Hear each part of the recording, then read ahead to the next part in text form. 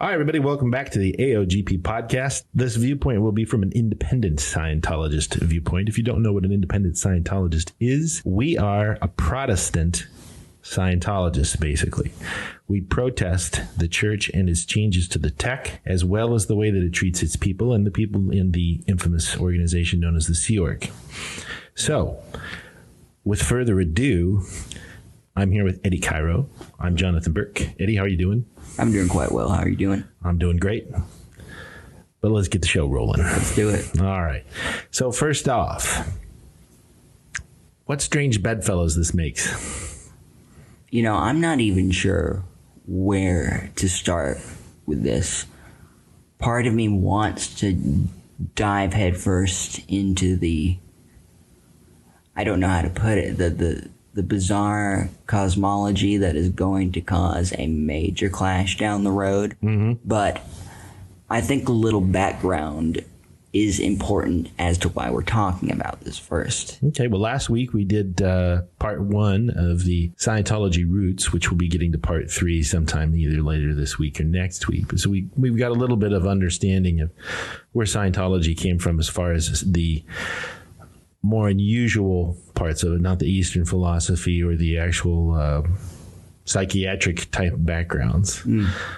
So where did this whole NOI thing start out? Nation of Islam, I'll get into more about what they are. It's hard to classify them because everybody has a little bit of a different take on what exactly they are. I don't think they would constitute a proper branch of Islam by any real means. I think that most Muslims would recognize immediately that they have some major differences in theology. However, they have been getting more radical since their inception. It started as kind of a black liberation movement type thing with a religious component involved, and there's a bunch of speculations as to why that was, but I'm getting ahead of myself. So basically, if you don't know the connection, sometime back in the early to mid 2000s, I think around 2007, just like a loose. Not that long ago. Yeah, not terribly long ago. I forget the gentleman's name, but there was some dude who was a minister in the Nation of Islam who was going through quite a bit. He'd had some traumatic things happen, and he was not doing well.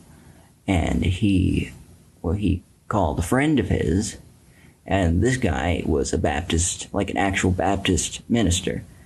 And they got to talking, and the Baptist minister had ended up, apparently he was doing some Scientology services. And you know, they'd been longtime friends, and this Baptist minister had also been through some stuff that was pretty rough, or he'd had some conflict in his life, and he was just sounding great. He was very uptone, he was very happy, and this person who had a high position in Nation of Islam who was talking to him basically said, and I think this was the exact quote, whatever you're on, give me some of it. And so that was where the spark started. So that was the genesis of the whole thing, where he said, here's the deal. Yeah. I've been reading this book, Dianetics. That's exactly it. And I think he was actually doing stuff with the church, the Baptist minister was. And the Nation of Islam guy, they call their clergy ministers as well. They don't call them imams like Sunni, Shia, Ahmadiyya Muslims do. So there's another difference in practice, and we'll get into all those. But there was also an element of the Church of Scientology trying to reach out to the black community, which had not been successful for a long time.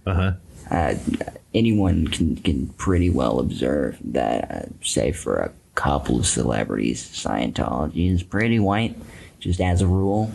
Yeah, there aren't many African Americans in Scientology in my 40 plus years experience. Yeah, and I'm sure there's sociological reasons for that or whatever it was, but there has been some effort for outreach, but the church never really could pull it off. They could never do it right. Yeah, it just wasn't going to happen, especially with their kind of unwavering, this is how we do things and don't deviate. I mean, that nobody could get a bright idea. It just doesn't match up. Yeah, no, it doesn't when you're sticking to dogma and going about something a certain way and you want a change to happen. You can't really make a change happen by going about things the same way. Mm-hmm. It just doesn't work. So I think during this time, DM also felt pressure. David Miscavige, by the way. Yeah, he felt pressure to fix that problem, to add more diversity to the church. And also during all of this, the membership is hemorrhaging. I mean, it has been for decades. Yeah, it's the fastest shrinking religion on the planet. Right. And I mean, the estimate I hear gets lower every time I hear it. So would it be safe to say that there are more people in the Nation of Islam than there are in Scientology currently, you think? Oh, almost certainly. I would think so, too. Yeah. I mean, in the United States alone, Nation of Islam has 20,000 members. And that's maybe how much the Church of Scientology has total. Right. So. Paying people in central files. Right. But now we'll talk about where this gets complicated, because I think that what had happened was that word had gotten around to Farrakhan from this other nation member that he really was getting something out of Scientology, and I guess Farrakhan started looking into it. So they had a mutual friend, that Baptist minister I was talking about. So Farrakhan ended up calling the Baptist minister, and they hadn't talked really in a while, and it was like a reconnection sort of thing. Mm-hmm. And they were happy to be talking again. I mean, the Baptist minister was happy to hear from Farrakhan and vice versa. And he was even happier to hear that Farrakhan had proclaimed to him on the phone that he thought that Scientology, or I guess at the time I think he said Dianetics, but I'm not entirely sure on that. Either way, he embraces fully Scientology now, not just Dianetics. He said that he thought that this would be the way. I think he specifically mentioned Dianetic auditing to help their community, and that it would be the way to free up their membership from the traumatic burdens of their past. So, no, that's a good enough reason. Yeah, it is a good enough reason. It's not anything malevolent at first glance, but it does get weirder. It definitely does as the story continues and progresses, because it wasn't just that, hey, I think this maybe could help some of my people. It became mandatory for all Nation of Islam members. That's where the needle scratches across the record. Right. Yeah. That's where it became mandatory. What? Mandatory? Yeah. What were the looks on those faces at that point? Well, I mean, it was kind of, I don't really know how else to say this, but Farrakhan has very tight control over not only the lives, but the thoughts of his congregation. That sounds familiar. Yeah, it does. And when he gets up on stage and he announces whatever his new contradictory statement is, there isn't any tension in the room. It's the same thing you hear in those types of organizations when you listen to the recording. People cheering and yelling at weird moments that really don't require an interaction. Right. There's no dissent in the crowd. Yeah, no, they're just all about it. And like, come on, we've all been to theaters and shows and concerts. That doesn't really happen where right. There's always that one guy. Yeah, there's one or two dudes who've had too much to drink. Their arms are crossed and they're just standing there with a pout on their face going,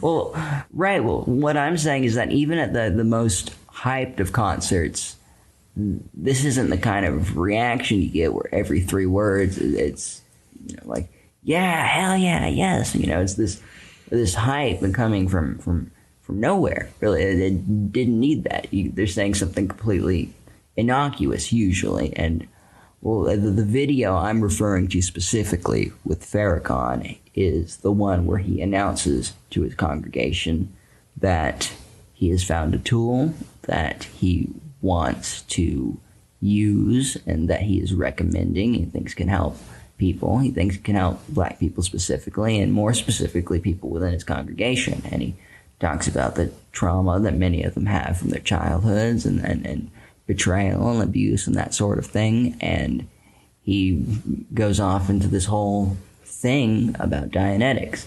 And he's already defending L. Ron Hubbard. And if you know anything about Nation of Islam's theology, that would probably make them internally, the congregation, go, what the hell? But that's not what's happening. They're playing along. They're going along with it. Right. They're right on there with tracking with it. Yeah. And that, of course, doesn't make any sense because it completely contradicts everything he's been saying up to this point. Right. And he even acknowledged the accusations and allegations out there that some people have that Hubbard was racist, and the answer to that is, of course, he was. He was born in 1911 or something like that. Yeah. So, yeah, way back. Of course, he'd be a bit racist, and he was kind of like just denying it. He's like, I don't know that. I have no proof of that, which I guess fair enough, but.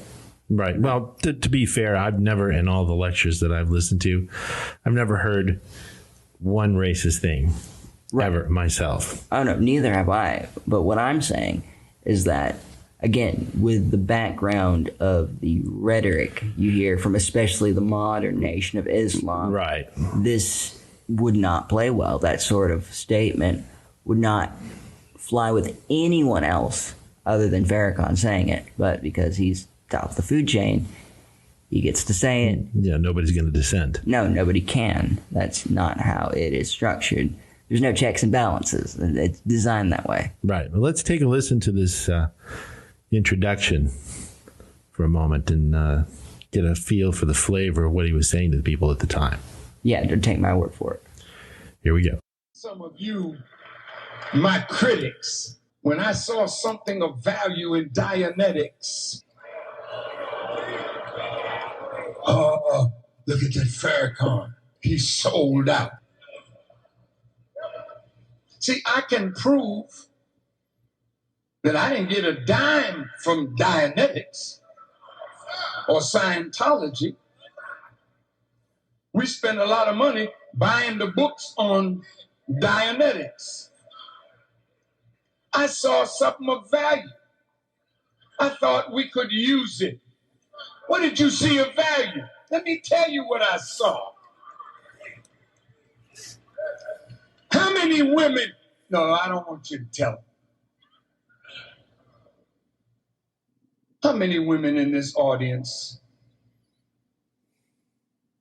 have been sexually abused by members of their family, their fathers, their uncles, their cousins? You don't have to raise your hand or do it like the man that couldn't reach the check.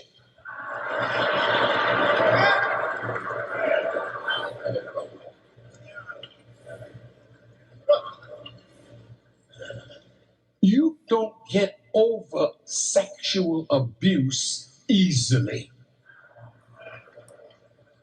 When you finally find a man that you love, it's very difficult to give yourself totally to him, because sometimes when he touches you, it reminds you of the foul family member that touched you first.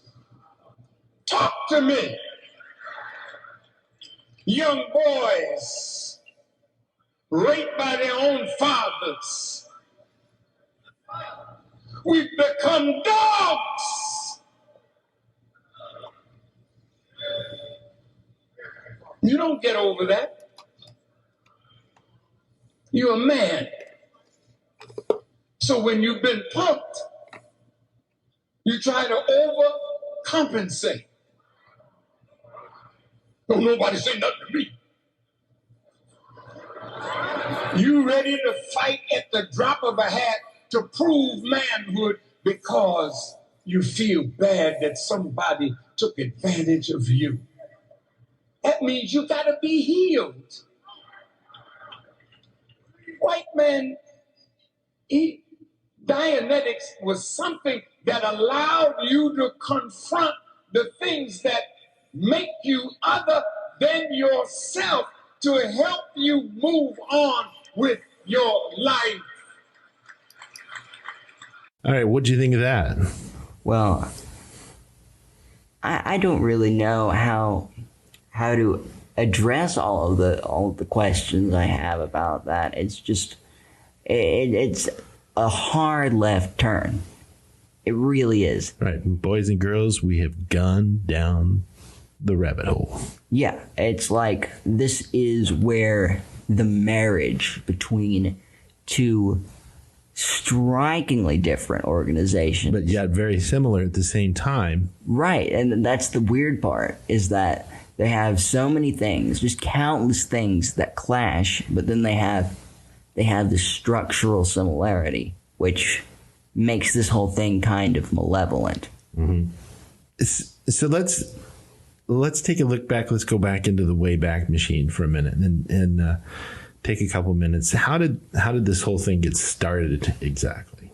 Well, Nation of Islam was started by a man named Wallace Fard, who was born in Saudi Arabia, but he was American. He was a black American, and he was coming up in a time when there was just rampant racism outright, and violence and hate crimes and all manner of horrible things. And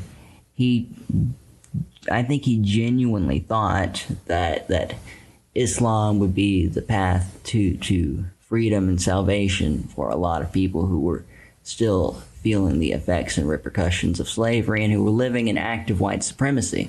So I don't think his intentions were anything bad or anything like that. Given the time period. Right, exactly. And even today, people can be kind of reverent towards Nation of Islam. I don't think they necessarily deserve as much reverence as they get, and I will get into why.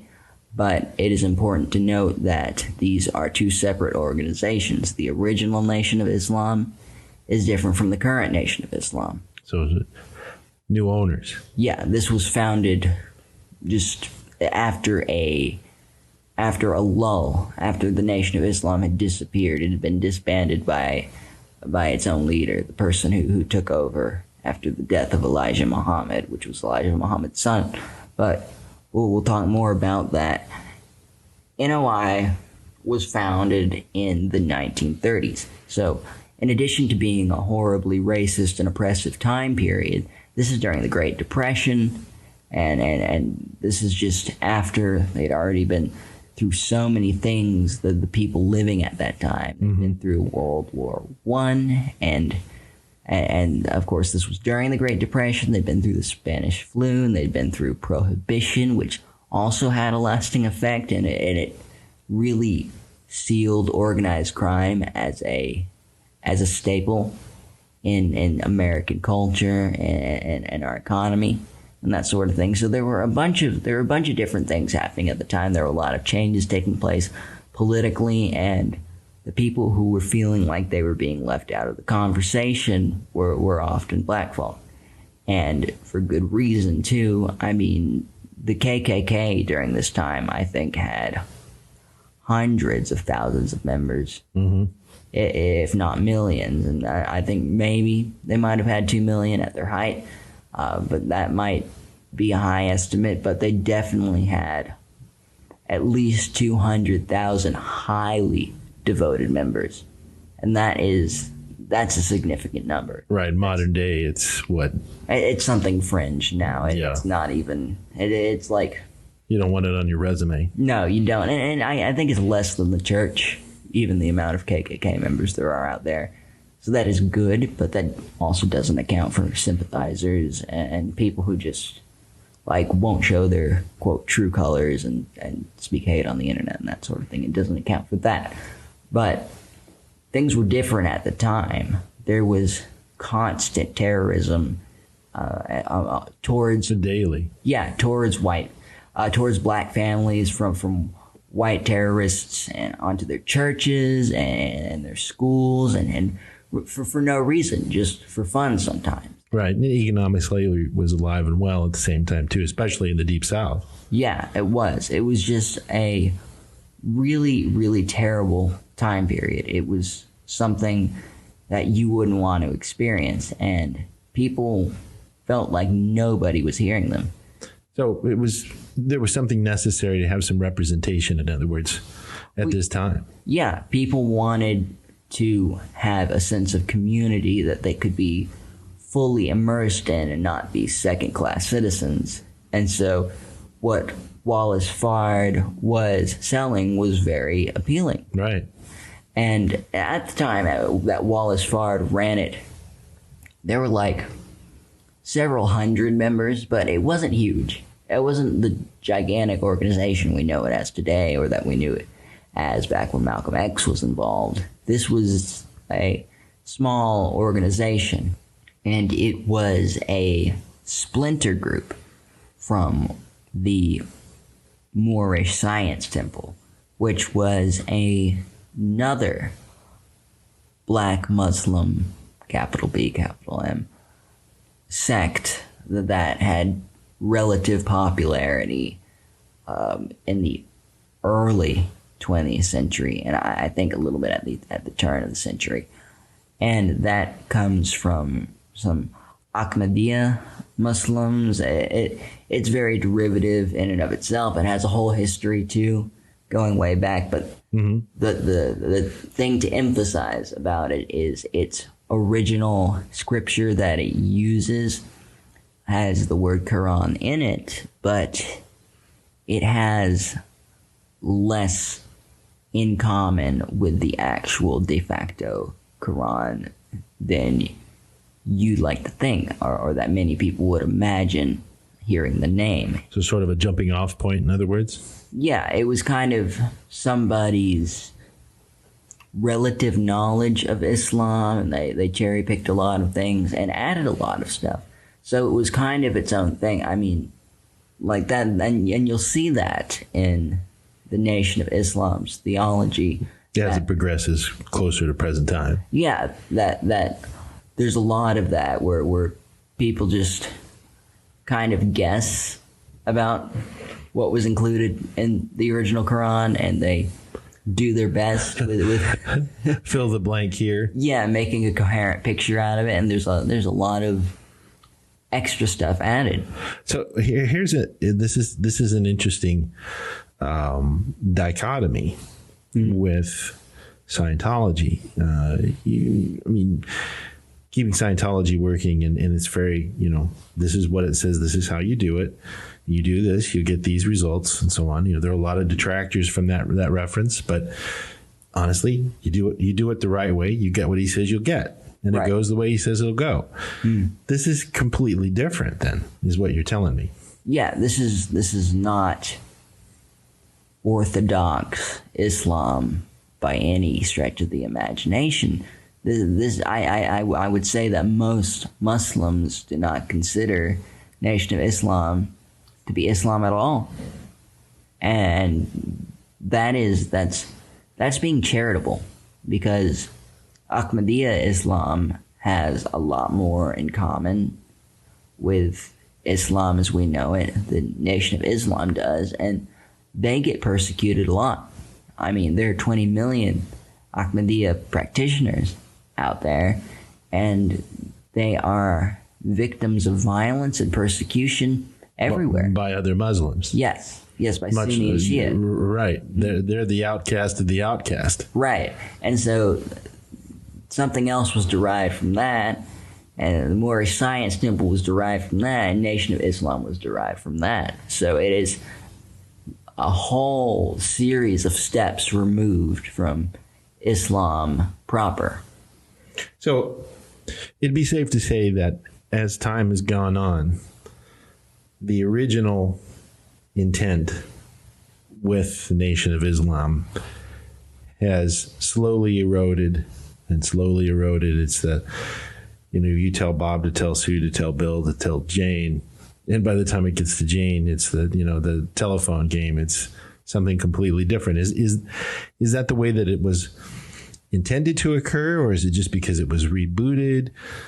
How did all of this come about? I mean, how were they okay with this? Well, I mean, the answer is not a soft answer. It's not something that's necessarily comforting to hear, but it's that this is a fanatical, mind-controlling sort of organization.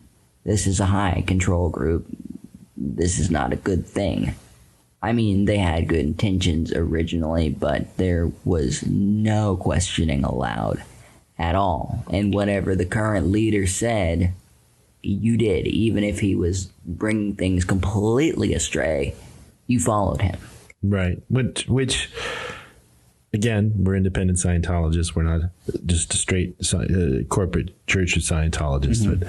But the church over the last 30, 40 years has, since Hubbard's departure, has gotten more and more that way. Right. The thought police, precognitive almost, to where you look like you're having a thought I don't want you to have. Right. And that's pretty much what was going on. And originally, it wasn't entirely like that. It's hard to avoid that sort of thing when you have an insular community.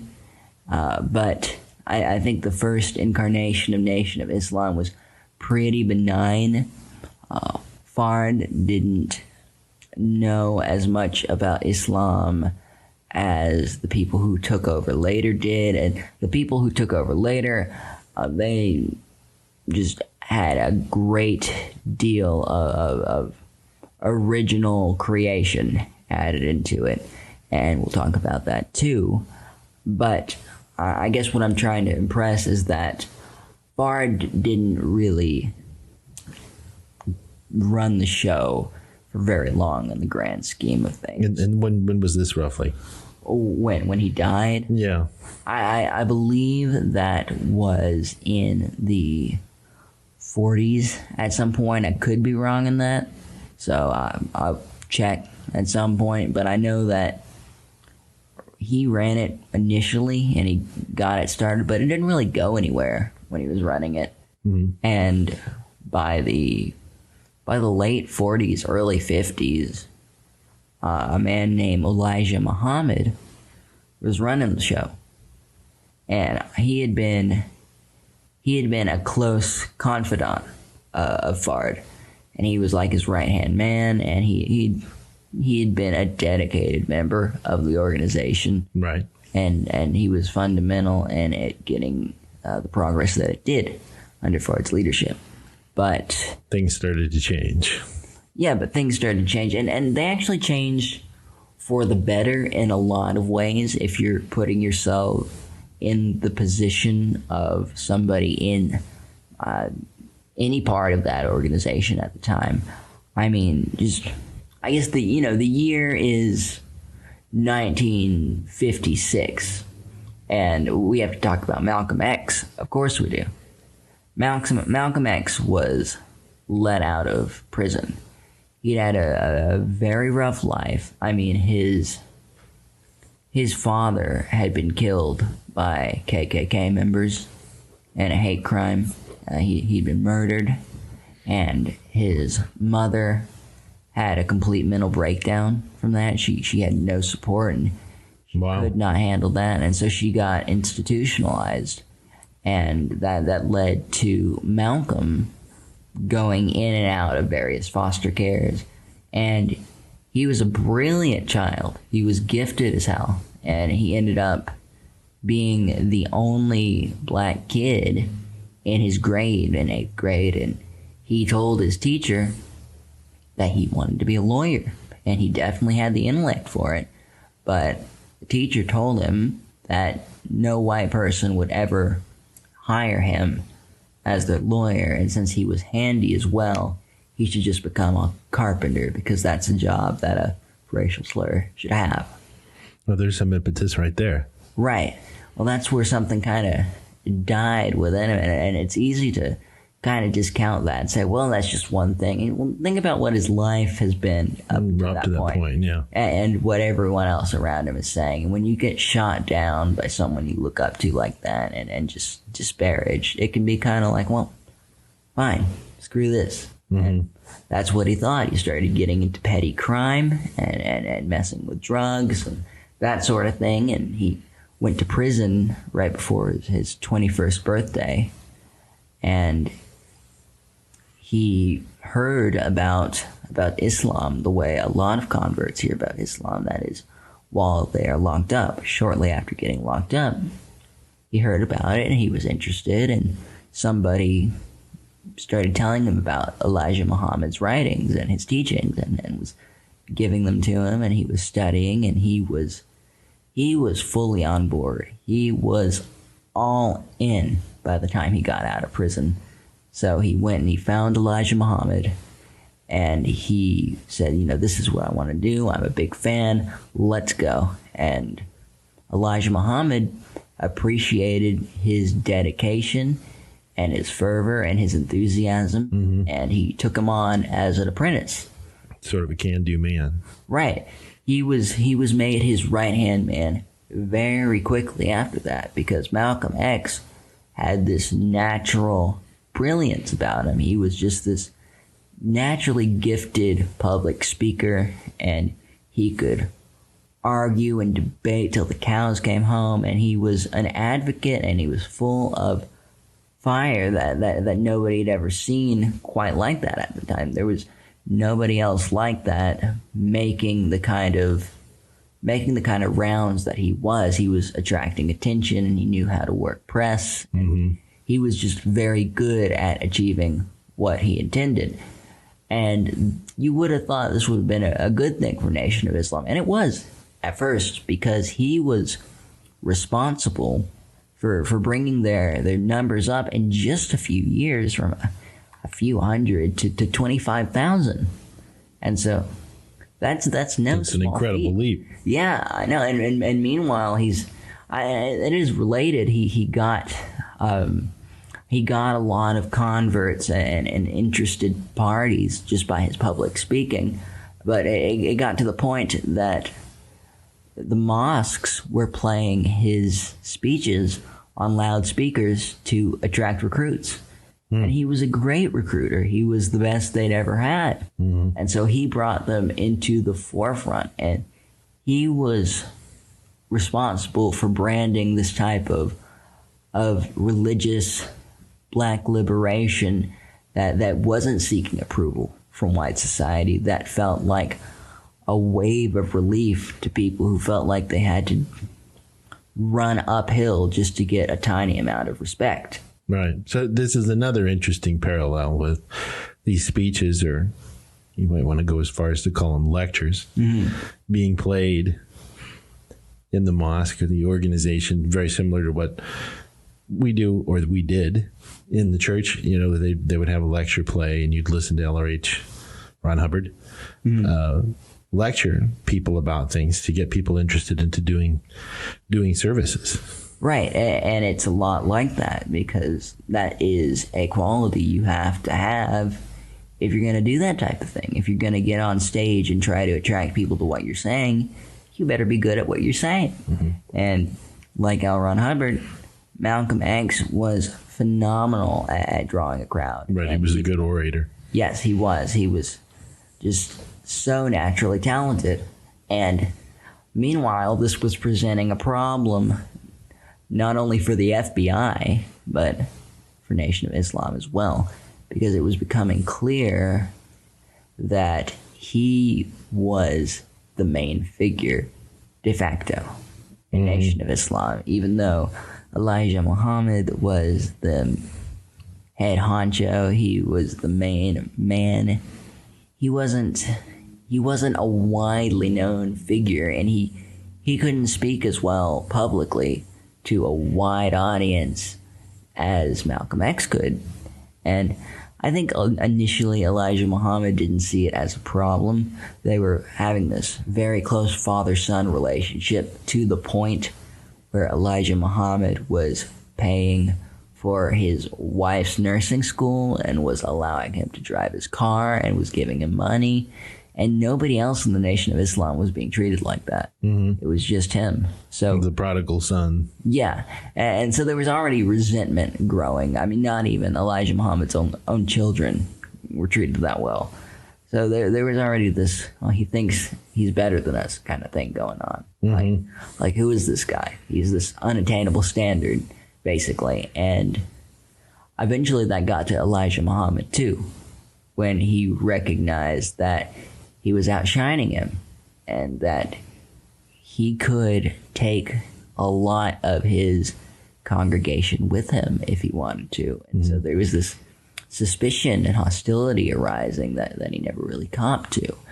And, I mean, eventually they did have a major falling out, but you have to understand what was attractive about Nation of Islam at the time, because we're not just talking about Malcolm X, and that is certainly an interesting story, and he's a revered and rightfully so historical figure. And I don't want to disparage Malcolm X at all. I have to note that he left the Nation of Islam, and we'll talk about the consequences of that as well. But what Nation of Islam was selling, like I said, or was offering, is probably the better word, was a sense of dignity and community unapologetically, which was a radical notion, and Malcolm X just brought that into the public eye. And so they recruited, eventually, in their heyday, they had hundreds of thousands of people. Well, he was the catalyst for the explosive growth in the group at the time. Yes, he was. And this is in a period where people were looking for an outlet. Right, and that's exactly what was happening. And I mean, these people were dedicated. This was a type of liberation they had never felt before. But unfortunately, what happens with these types of groups is that comes at a price. And that was individual freedom to become part of the unit. They even have a paramilitary branch. They had it back then, too. There's another similarity. Yeah, it is.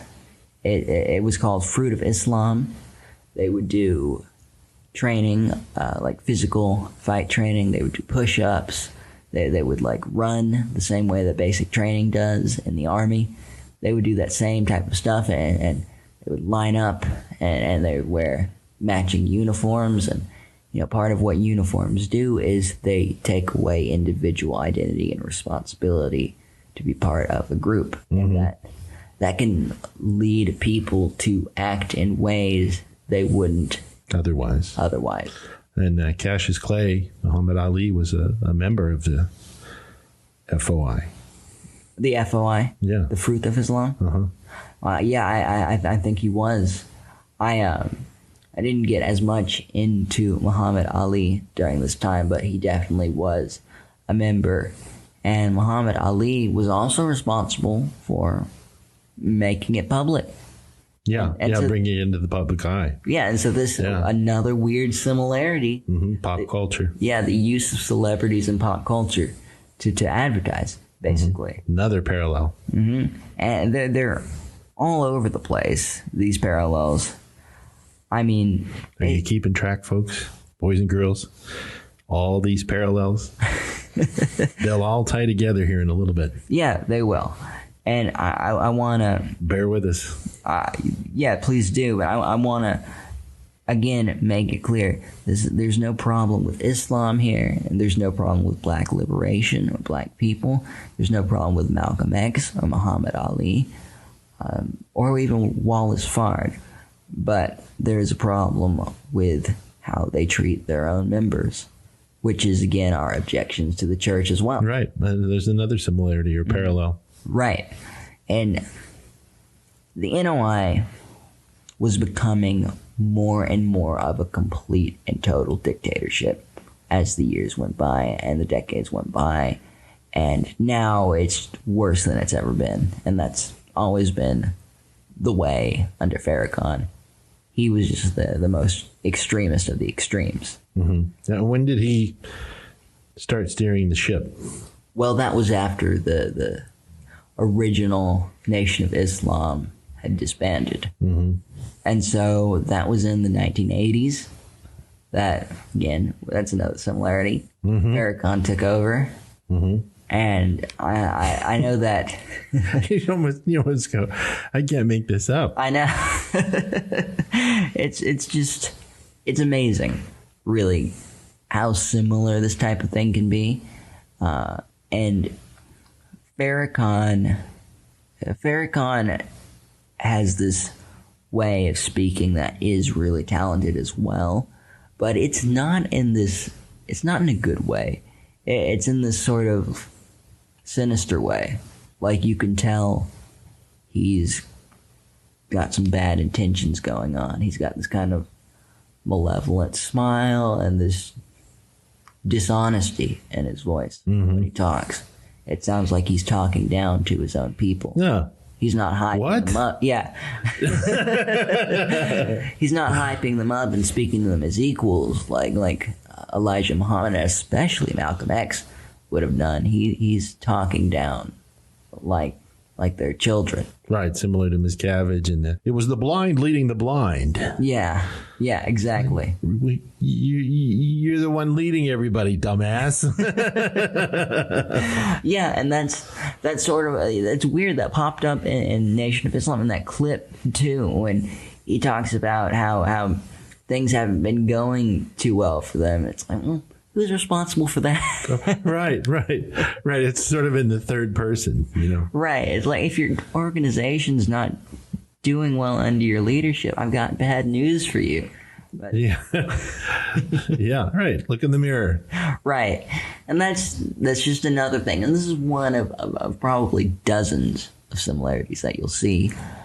But I don't know where to go in the history here, because there is a lot of evidence that they killed Malcolm X, and I think we should talk about that. Okay. So Malcolm X had gone on. I mean, there was already tensions rising behind the scenes, but the moment of truth for him, after having doubts because of the messed up power structures that were occurring, and him feeling like there was this high resentment that nobody was really directly saying to him, and except for a few things, and he was getting bad vibes. But he went on he was still a dedicated Muslim, so he went on his Hajj, his pilgrimage to Mecca. And while he was there, he saw blonde-haired, blue-eyed Muslims praying next to him, and so he kind of had that moment of, oh no, I've been wrong. Because this major tenet in Nation of Islam, especially as it went on, was that people, not just white people, but people with low amounts of melanin, people with lighter skin tones, the lighter your skin tone is, the more evil and of the devil you are. And so that includes not just light-skinned Asian people, but albino black people as well. So this, sets up all sorts of problems, like if an albino child is born to a Nation of Islam family or something like that, it can create a predicament for that kid. I mean, at best, he'll end up in foster care. It's not a good thing. It really isn't. It's a type of prejudice. And he realized that when he saw people of all colors and nationalities praying with him. And so he converted. Smart guy. Yeah, he was a smart dude. He converted to Sunni Islam. He changed his name to a proper Arabic name. And doing that, he put a target on his back. Having integrity. Yeah, because even Elijah Muhammad was saying stuff like, anyone who threatens the organization, you need to defend against. that sort of thing. And he was radicalizing people. I mean, they were checking out from the world at large, and their entire sphere of influence was becoming other Nation of Islam members. So it's easy for radicalization to happen in those kinds of circles. And the people who pulled the trigger on Malcolm X in front of his wife and children were members of Nation of Islam. And there is some debate as to whether or not the FBI had funded doing that, because there were several documents released with the Freedom of Information Act that basically said that if somebody exactly describing Malcolm X were to ever come to prominence, he would need to be dealt with.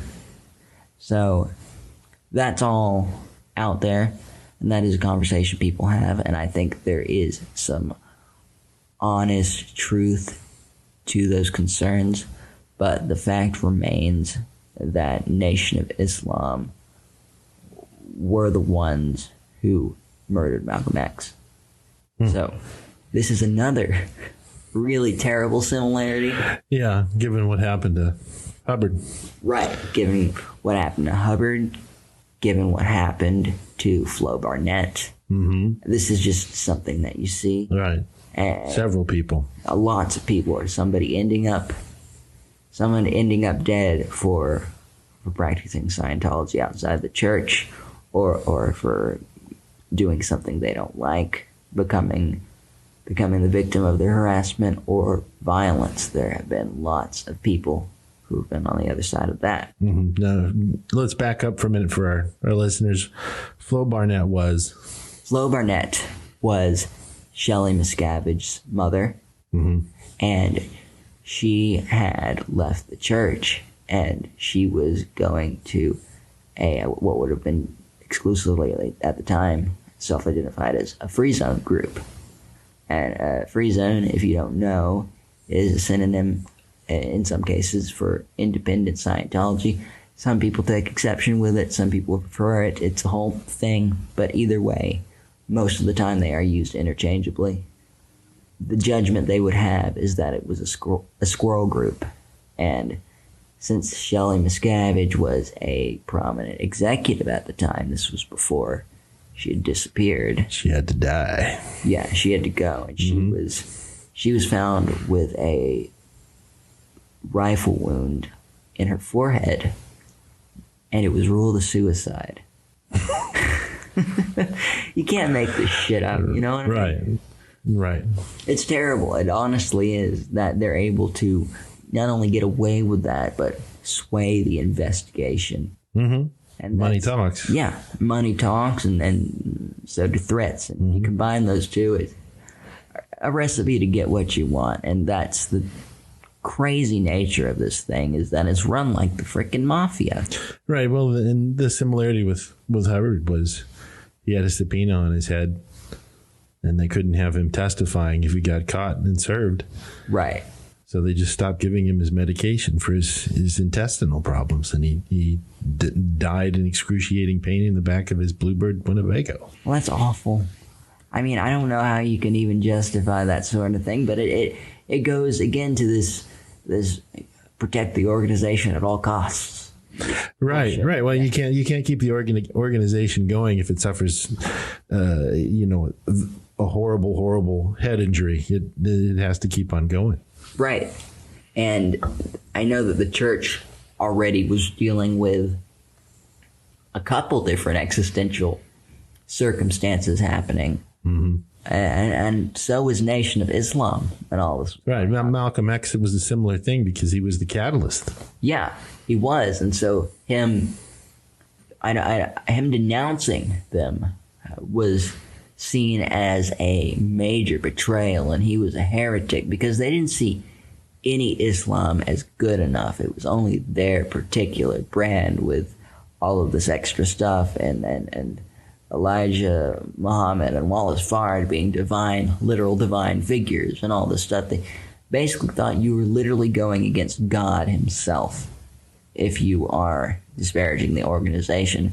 And to a radicalized mind, that was ample reason to kill a, quote, traitor. So he had more value as a martyr. Well, Malcolm X wasn't even really seen as a martyr at that time. He was seen as a traitor, as an apostate, as someone who needed to be disposed of. He was a threat. And also he knew too much. He had been up there. He saw all of the bad stuff that was occurring, and he knew all the intricacies of things that weren't exactly kosher. They really had a strong rule against crime, but there were some pretty out PR things that were happening, and they knew that he could take them down. And it really, I'm sorry, but the truth of it was that Elijah Muhammad was just vindictive. Mm-hmm. He was super vindictive about this guy coming in, and a lot of people in the Nation of Islam were gossiping and felt like Malcolm X had used them as a stepping stone, just to get his fame and his limelight, and then he had just left them when they weren't useful anymore. But that's not what was happening. That was just the line. Right, and, you just happened to have integrity. Right, he did, and Elijah Muhammad was already setting it up. The quote accusations about them killing Malcolm X. He was saying, "No, nobody do anything. Nobody do anything. Leave Malcolm alone." And of course, people were like, "Okay, yeah, we will," but that's not what happened. Don't look. Yeah, that's what he was saying. That's what was really going on. He was priming, and I think anyone who has ever studied that kind of thing can see that. Right. When it happens, that's really suspicious. If you say don't do anything and then the dude dies, okay, you're the person of interest now, at least. So at this point, based off of the catalyst that Malcolm X was, they were at a larger number than they'd ever been before, needless to say. Yeah. They owed their success pretty much solely to Malcolm X. And I mean, Elijah Muhammad helped, and he was the man in charge, but Malcolm X was the publicity, and he was the person pulling in exponentially growing amounts. The poster child. Yeah, he was. And since now he was showing up preaching something a little bit different than what he had been when he was on this religious fervor hype. Now he was coming at it from a place of true Islam, where he was speaking still about self-preservation and being non-apologetic, but he was also speaking about empathy, and his views were changing a little bit. And I think the Nation of Islam saw that as a sign of failure or weakness, that there had been a defector and that he was de-radicalizing in front of millions of people's eyes, live on TV and radio and in newspapers. So there were lots of different motives, and also the FBI wanted them dead, and it's not like the federal government would ever pay people under the table to assassinate somebody. It never happens. And all the while, MLK was doing his thing. Right, and he got assassinated too. He did. The government, they couldn't handle MLK, so they definitely couldn't handle Malcolm X. Right. That's the kind of shittiness that was happening at the time. And we're not out of that yet. Unbridled bigotry. Right. It's true. Back then, the only difference really is that back then, they weren't even trying to hide their racism. Yeah, they were very overt about it. Right. And these days, until people get a sense of anonymity, they usually try to hide it, which is a right, terrible, weird thing. It's super sucky, and it shouldn't be that way, but it is. We see it. We see how much of it. It's rampant. Yeah, we see how much of an awful, toxic place that the internet can be. It just, when you take away the humanity of seeing someone else's reaction in front of you and seeing that there is another being there, people become very cruel. And I honestly don't think anything else really has changed institutionally, except for the fact that it is it is less acceptable now for people to be upfront with how big it is. Right, they have to be more covert than ever. Right. No. And that leads to complications that we are not equipped to talk about. Right. And I'm sure we could try, but that's another conversation. Yeah. So we want to fast forward to, let's say, 1979, 1980. Okay. Malcolm X is gone out of the picture. They've coasted along on that for a decade. You know, this was in, I think it was 1965 that Malcolm X was shot and killed. And there's a wonderful Netflix series on that called Who Killed Malcolm X. Highly recommended. You can learn a lot about NOI and about Malcolm's life. But I want to talk about not all that. I want to talk about how the original Nation of Islam disbanded. So, Okay. the original Nation of Islam was, run by Wallace Fard, and then Elijah Muhammad, and then Elijah Muhammad's son was supposed to inherit the throne. He had done something super minor, and he had been arrested for it, and then they wanted to give him probation, like 2 years probation. And so it wasn't something very serious. I can't remember the charge exactly. But whatever it was, his father, trying to radicalize him even further, said, no, you need to take the prison time. And so he did it. And this was intended to just make his... Toughen him up. Well, it was partially to toughen him up, and also for him to get reality on the rhetoric that he had been sharing for a while. Elijah Muhammad had. And so he wanted his hatred for white supremacy to grow through another very cruel interaction that unfortunately a lot of their members had gone through, the prison industrial system. And that is where a lot of their recruits have come from over the years. They pull from prisoners pretty much directly after they get out. Right. And come to the dark side. Well, they're not selling it like that at all, because they're using people who had been in prison, and then they clean them up, and then they put a suit They're harder. They put a suit on them, and they educate them, and suddenly they're learning to speak Arabic, and they're marching in formation, and then they're working hard, and they have this no crime, honest ethic, and that is very attractive to someone who's been in prison, and Yeah, it's a step up or two or three. yeah, it's very appealing. I don't think anyone would be immune to that kind of offer being made. And so they know that. It was a good tactic, and it worked. And so Elijah Muhammad wanted his son to have the reality on that. And that's kind of sinister, because he basically forced him into going to prison when he could have just lived free. Yeah, I've been on probation. But on probation.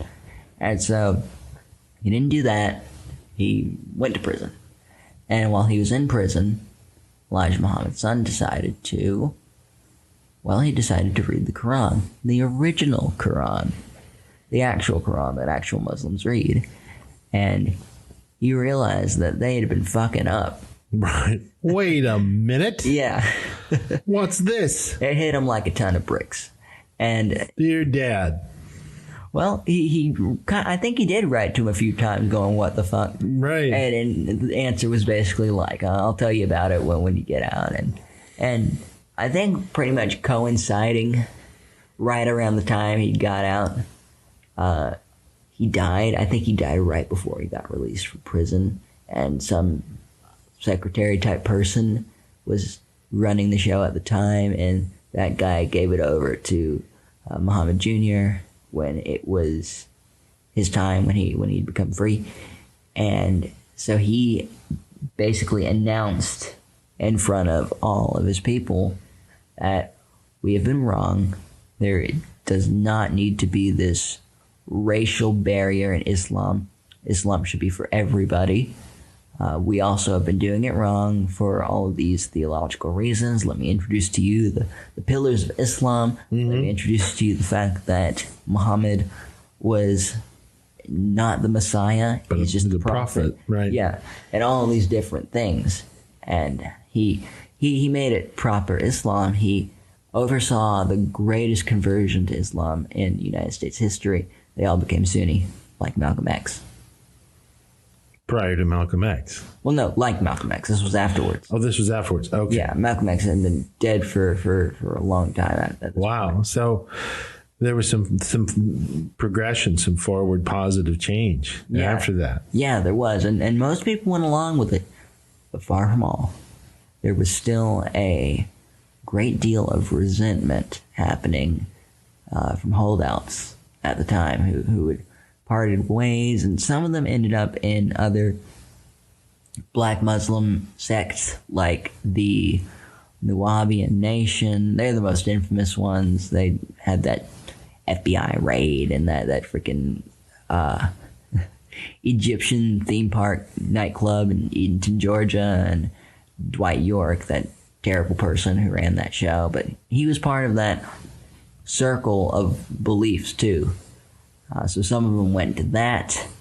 Some went to the 5% Nation, which has had a strong presence in the hip-hop movement because it is a lot more liberal-minded the Nation of Islam is. They're a lot more in favor of individual freedom, and they don't make it an issue if you want to smoke marijuana or drink, for instance, or even have premarital sex as long as you're in a relationship, that sort of thing. So a lot of people were going for the 5% Nation, and others were going for things like the UNOI here in Kansas City, which is worse than Nation of Islam. They didn't reform it or anything like that. They made it way worse. And I don't necessarily want to make an enemy out of Royal Jenkins, but if it happens, then fine. But there have been several deaths from disallowing medical care to people who are clearly dying, that sort of thing. So it's a conservative offshoot. UNOI? Yeah, you could say that. I would say it's even more fundamentalist than NOI is. And then, of course, like every other splinter with this type of thing, or very, as you see very commonly, this guy says, well, I'm the actual real savior, and those other guys got corrupted a long time ago. That sort of thing. Right. But like I said, the difference is they made it worse. People have died. And they have a very small community comparatively. They have like 500. But still, they own several blocks here in, I think, the south downtown side of the Kansas side, and own their own gas stations and their own clinics that are operated by no medical professionals, and the children are left to die. And this is just something that has happened. There's been abuse, just rampant reports of abuse, and again, nothing happens. So it's crappy. And people realizing that none of these options were really doing it for them, the Nation of Islam eventually formed again. People who were previously in it. The regrouping. Yeah, they'd come back together. And I miss the old days. Right. And none other than Farrakhan came to take over. So, what, early 80s? Yeah, early 80s, about then. Around about the same time that That Miscavige. David Miscavige took over 82. Yeah, around the time that Miscavige was putting himself in place was when Farrakhan was doing the same, trying to form a new organization out of one that had previously existed, but going by the same name and using most of the same tenets, but in a more extremist fashion. He realized that he could make not only a quick buck, but he could get a lot of fame and he could get a lot more recruits if his message was radical And to keep up with the times, he had to keep amping it up. Right, pushing those buttons. Yeah, and so that's what he did. Mm-hmm. And Farrakhan has said some very hateful, horrible thing about Jewish people, about gay people, about women, about other races, all other races. He's not a good dude, and he has been arrested several times. He cons people. He threatens people. Allegedly, I should say. But he always manages to get out of trouble before he has to pay for it. Mm-hmm. Who does that sound Another like? parallel. Man, these things just keep popping up and up and up. Right. And so that takes us back to present day, I guess. Right, you can see these two guys sitting down having some whiskey. You know what? The same thing happened to me. Yeah, you can. And it's really quite terrible. I mean, that time when he was announcing the whole thing, the merger, I guess that's a weird word, but merger, marriage, unification, what do you want to call it? This thing that happened between them and Scientology, because mutual subjugation. Yeah, I mean the extent of it. Well, here's the thing though, like Scientologists are not doing Nation of Islam. There's nothing to do. Right. It's not like that. Mostly Nation of Islam members are one by one abandoning going and praying at the mosque in favor of auditing. Mm-hmm. They're all being audited either in the mosques themselves or in the Church of Scientology. And they say the only white people allowed in their mosques are the auditors. Are church members. Church of Scientology members. I think that it's at this point that I'd have to say, and this is a point that has to really be made, from a Scientological or independent Scientological standpoint, we're all spirits. We're all thetans, what we call spirits, for those who don't know. And bodies are ancillary. It's sort of like you're the puppet master and the body is the puppet. This will pass. Right. It's, body is a transitory thing. You have one, you go pick up another, and so on and so on and so on. Live, die, repeat. Right. There's a movie named after that. It's just a vehicle. Is there a movie called Live, Die, Repeat?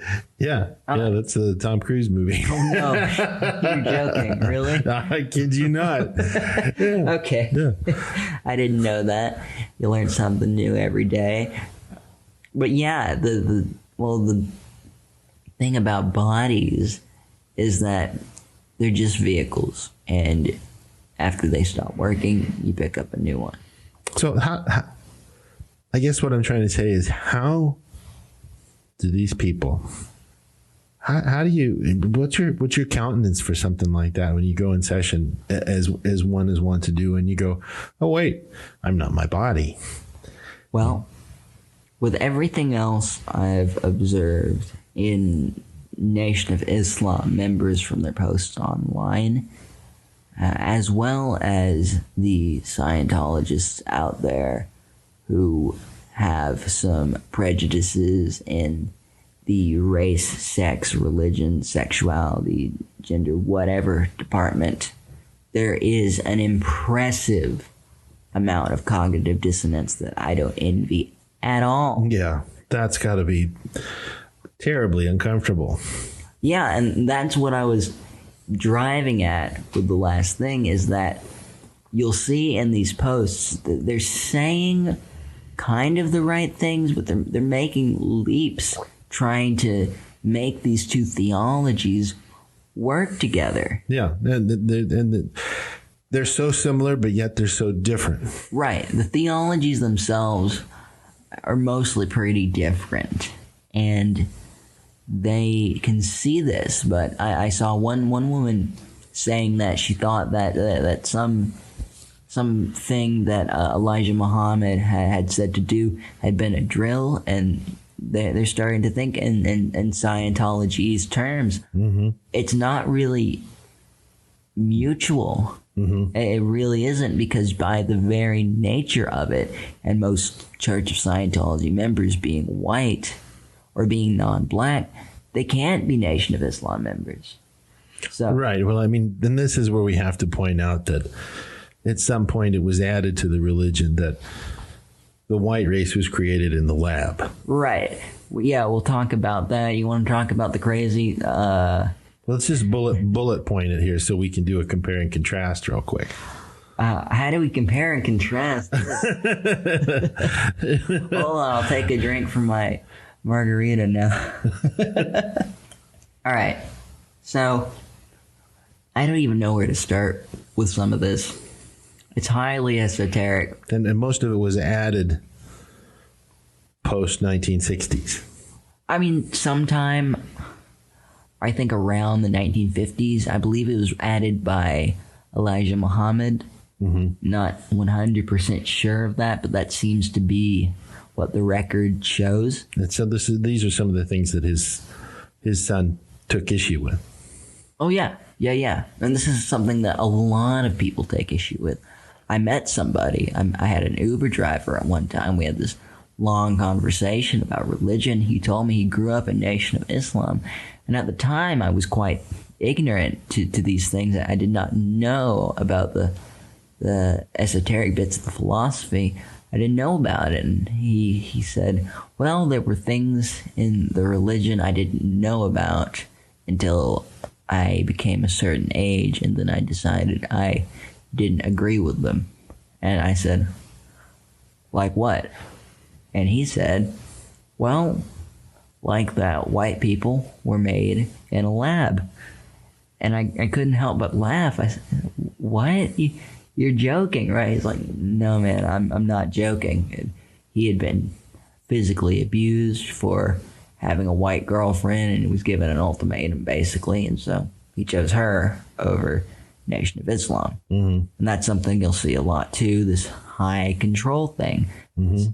Do what I say, believe what I believe, or I'll hurt you. It seems to me that unless you're just keeping the tightest of tightest controls on things, you're going to see Nation of Islam members who are in a course room at a Scientology organization, and there's going to be a cute guy or cute girl. Right. And so on, and so on, and so on. Oh, yeah, there is going to be a clash. Everyone seems to agree on that. But nobody really knows how. I have a pretty good idea. That might be one of them. But I think it's going to happen a few times before the bad ending, whatever that may be, Right. comes about. And like I was saying about the lab, it's not as simple as... I mean, I guess that would beg the question, who invented the lab? Who did that? Right, which brings us to the next point. Well, it was... this doesn't sound good. This is literally what they believe. And that's totally fine. It's totally fine, but it sounds like I'm making it up, or because we deal with this on our own. Yeah, in our own way. It's true. It sounds like I'm inserting something in here. I swear I'm not. That an African-looking alien named Jacob was a scientist, and you might notice now you've heard lots of words like science and doctor and nurse. You'll see those kinds of language being used in these philosophies and these belief systems. Nation of Islam and the 5% Nation and whatever, and there are a whole bunch of background reasons for that too, but it always goes back to this very hard to understand stuff, and there's always some highly esoteric background. And so this is an Africanoid. It sounds like a horribly offensive term, but that would be the word. This alien who looks humanoid, but this was before Africa was a thing and before humanity was a thing. And he basically made everything. And he was a mad scientist also. he lived on the moon and he decided to make white people because he was bored and he wanted to see the most evil people he could make. So he kept pairing albinos with each other after a while. And then after a while, he got the most evil, prone to lying race he could and sent them out on their merry way. That is so entirely apropos to what a Scientologist would think. I mean, how do these two things coexist at all? Well, they obviously don't know about that. There's no way any Scientologist is going to know about that unless they're going on Wikipedia, and at that point, they're in trouble. That ain't going to happen. No, that's not going to go over well at all. Mm-hmm. I mean, okay, the next bit, if you look at the Wikipedia page entitled List of UFO Religions, Nation of Islam is one of the only ones on the list, and it shows up on every single one of those lists. And you might be thinking, what the hell, I've never heard that. Well, it's true. Maybe not in the way that you would traditionally think about such a thing, but it kind of is. Well, it's also important to know what's in Mecca. What's in Mecca? Mm-hmm. Oh, you mean the meteorite? Yeah, the meteorite where Muhammad ascended and all of that. Right, and that is what you pray towards. Yeah, and I'm not making fun of this. No, this is the reality, and that's totally fine. Right, I don't have any problem with that, but I find that very interesting. That it's sort of like a quantum leap forward. Right. To a guy on the moon and albinos. Right.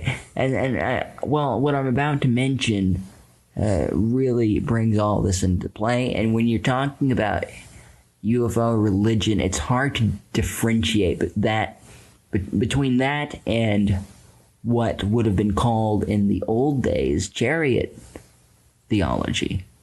These are generally seen as the same thing by a lot of religious scholars. Mm-hmm. And one of those things is, as you may know, in the Old Testament, the book of Ezekiel, the story of Ezekiel's wheel. Mm-hmm. I mean, if you read that, I would love to pull it up and read it. It describes this wheel coming down, this craft that is like this wheel shape, and it has lights all over it, and it has this glass dome, and it has these wild creatures that get out, and then it flies off. It breaks apart and flies off into different directions beyond the known laws of physics, and there's a bunch of other weird stuff in the book of Ezekiel as well, but that's where they get what I'm about to mention from. Mm-hmm. They basically regard all of the classic biblical stuff as stuff that really happened, but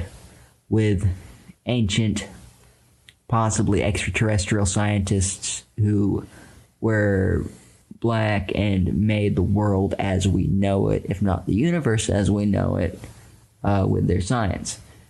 So they believe that the mother wheel, as they call it, is a large, and I mean like super big, like impossibly crazy big wheel that's big enough to comfortably house hundreds of thousands of people as a surrogate planet if it needed to. That kind of big, mm-hmm. which contains several smaller versions of itself, which all were sent out some crazy number, billions and billions of years ago, or something like that, to make mountains with a giant drill and that sort of thing. And they were operated by the ancient scientists and whatever else, that one day only the saved, the members of Nation of Islam, will be spirited away from the apocalypse in the mother wheel. And that, I guess that's the whole story. That's pretty much where we're at with that. The quote from Farrakhan is that I think he says, and I'm not trying to get racial, but unfortunately a lot of his language just is. He said that the white man talks about the mother wheel and the smaller wheels in his above top secret documents, and he calls them unidentified flying objects. That's because he is scared of them and he cannot understand them, and they are really something that is our doing, and he is intimidated by that, basically. Mm-hmm. So I think one day there's going to be a problem. So there are an awful lot of parallels, but there are also a lot of differences here. Mainly, the main thing being that, skin color, for one, the references to space opera and things like that. Mm-hmm. I just don't get how this whole thing has happened. And this originally, if we come back to, what'd you say, 2008? Yeah, 2008 was when the official merger, acquisition, join union, whatever, occurred, and they started doing Dianetics, and it was supposed to be Dianetics strictly. Yeah, I think at first it really was, and there's a lot of discourse happening about that very thing in Nation of Islam circles, about whether or not Farrakhan only said to do Dianetics because most of them are moving on to Scientology. Mm-hmm. They got a taste, and now they're going for it. Mm-hmm. Doing the word clearers course and learning how to use e-meters and things like that, and now they're auditing in the mosques, right? And many which just blows my mind. I know it's nuts, actually, that Miscavige has let things go so far to the point where he needs a literal captive audience, an amount of people, a number of people who have no other choice, who are now doubly involved in something they can't get out of, just to not lose membership. I feel really bad for them. Well, it's great that they're actually using the technology, even as altered as it is. But one has to sit there and have that thought bubble and go, okay, so at what point did they start looking at the ethics book? Right. And when did they start looking at the way to happiness? And what happens then? Well, I assume that it's going to, because people are just leaving. People are just leaving. And people in the church, like I said, they're losing members really quick. And it is in Miscavige's best interest, and his only interests are financial and not getting arrested, but it's in his best interest to keep appealing to the Nation of Islam and to keep altering the tech to appease them. Mm-hmm. And that's what he's done. Right, but they eliminated TR0 bull bait, which is one of the communication drills. Communication drills, the TRs are fabulous, but this is probably one of the most therapeutic ones of them all outside of TR0 itself, and they've removed it. Right. Obviously for a PC move, I would think. Yeah, that one is so important. It's just unconscionable that he would think to do that, and that to me shows that he doesn't really have the whatevers to stand up. Out. Yeah, to say, hey, look, if you Farrakhan, if you want to keep getting that huge FSM check, you're gonna have to field staff member for anybody that knows or doesn't know. Yeah, if you want to keep getting that check, you're gonna have to let me do my thing. But he's not about it. He's not about Scientology. He's about money. Right. Right. And this is how this perpetuates. But it seems like they're pretty much doing anything and everything now. Yeah. It's just it's really weird. 12 years later. Yeah. It's odd. I see Nation of Islam members posting in Scientology circles or on hashtags and places talking about auditing sessions and e-meters and they're training auditors. Are we in an alternate universe? It kind of feels like. I mean, and then I'm torn on this because I really like the idea of people talking about these things that really do work and they are effective and everything. But I mean, like you say, you're under a double whammy of suppression, right, in this, and these are decent people that see this stuff works, right. And none of these people are bad people. No, we're not saying anybody. Well, maybe Miscavige, Farrakhan and Miscavige are not good people, but you know the people themselves. I mean, you know the man on the street sort of a thing. These people are having wins and everything, and they're posting about it. They're talking about all these components of Scientology and Dianetics. Right, but they're still being manipulated. Right. And that's the I problem. have a problem with that.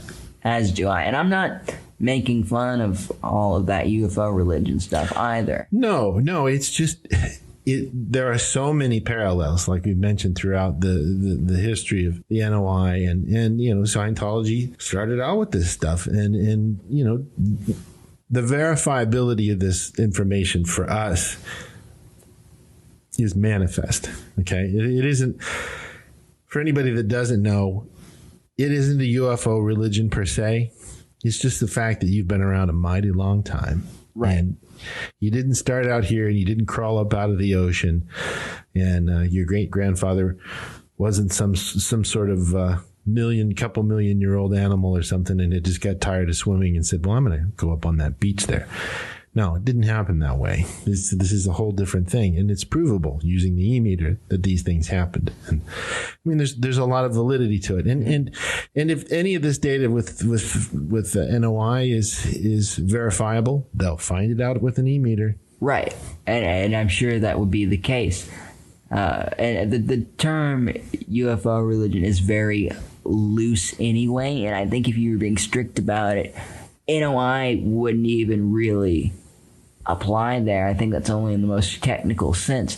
But what I'm saying is that one day there's going to be a clash. One day there's going to be... Right, and then what happens then? Yeah. It could get ugly. It could be.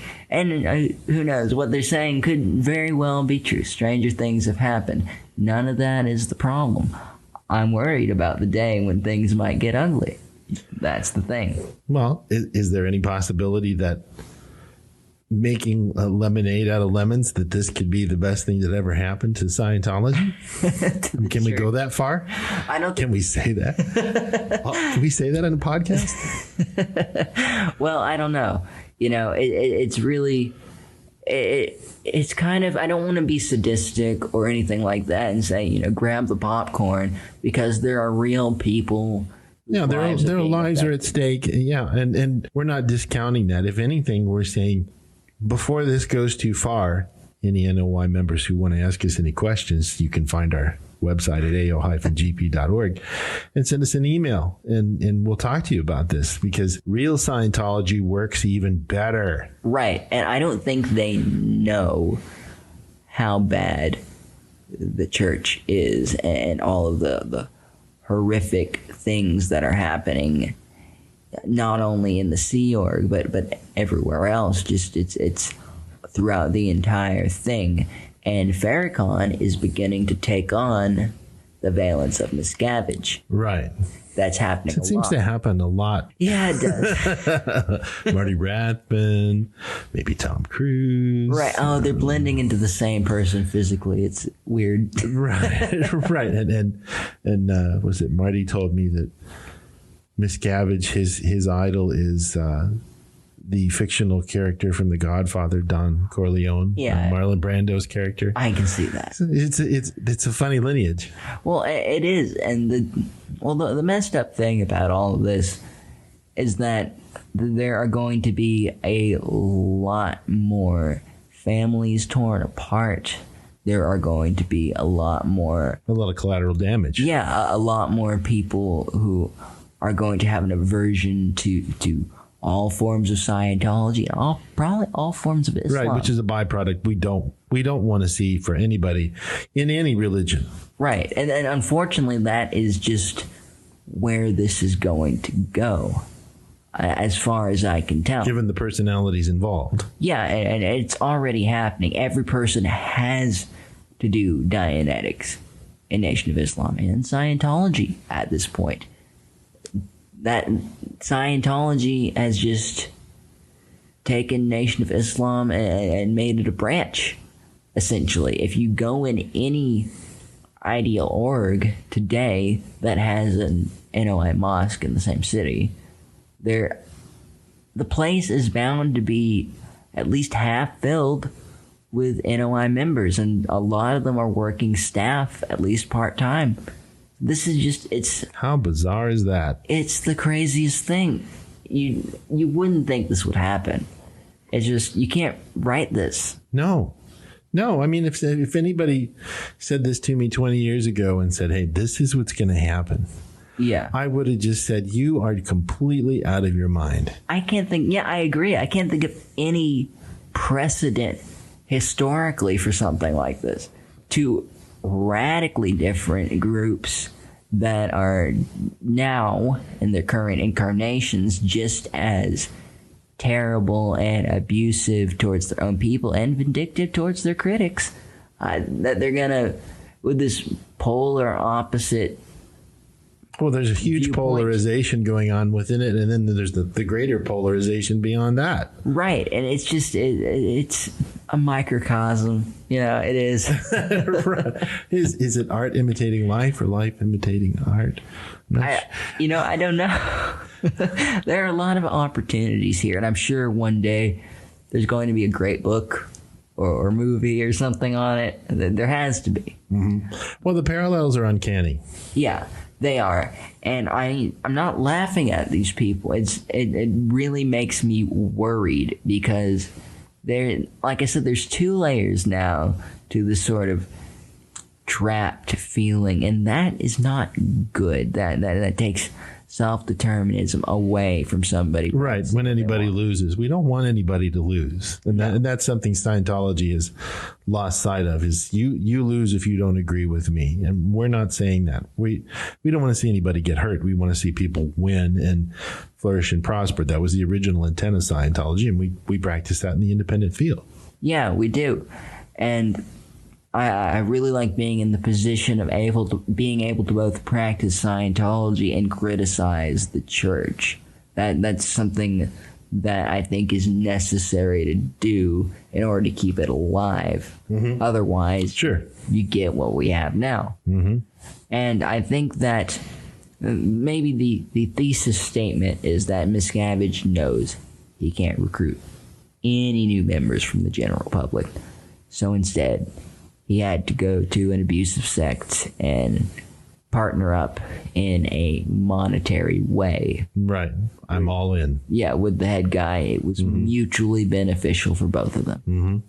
And I'm sure that Nation of Islam members get something out of it, but they are also setting themselves up for being on the business end of whatever happens, whenever the thing happens, whenever the clash, the fallout comes to fruition. Right.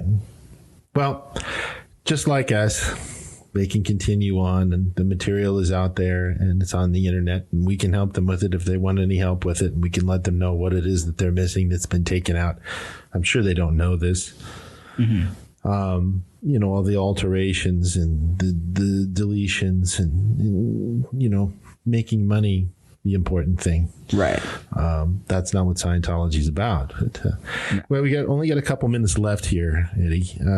What is your brief speculation how this will look, let's say, 10 years in the future? What do you think is going to happen when somebody listens to this 10 years from now? Well, I mean, we haven't really speculated with any specifics, but I do think we'll be proven right that something really bad has happened by that point. And I don't mean something ridiculous like some Guyana type thing. I just mean that there's going to be a clash, and people are going to feel despondent and displaced, and it's going to be sad, and the church is going to look entirely different if it exists at all. There probably won't be very many members in it, and if there are, they'll be mostly a Nation of Islam, or it'll be gone. That's my prediction. Well, ladies and gentlemen, we really appreciate you being a part of the AOGP podcast. This is our season 3, episode 2. We'll be coming back with the second part of our Roots of Scientology, probably in episode 4. We're going to do another episode, and we're doing some more research to put that whole thing together. Eddie's been working on it in his spare time, so we can get that to you. Again, we really appreciate you being here. Our website is ao-gp.org. Take a look at the website. If you need any questions asked, we have some fun games on there and things like that to teach you about the tone scale, LRH, Ron Hubbard quotes, things like that. You can do a personality test, a real one, no alterations, on and on and on. So just check out the website, and we'll catch you next